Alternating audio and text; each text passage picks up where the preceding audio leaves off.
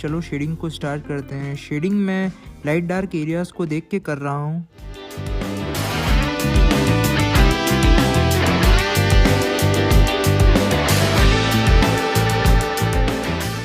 Skin के ऊपर मैं कलर मार्कर्स का इस्तेमाल कर रहा हूँ और उसके ऊपर डार्क एरियाज़ के लिए पेंसिल्स का इस्तेमाल कर रहा हूँ।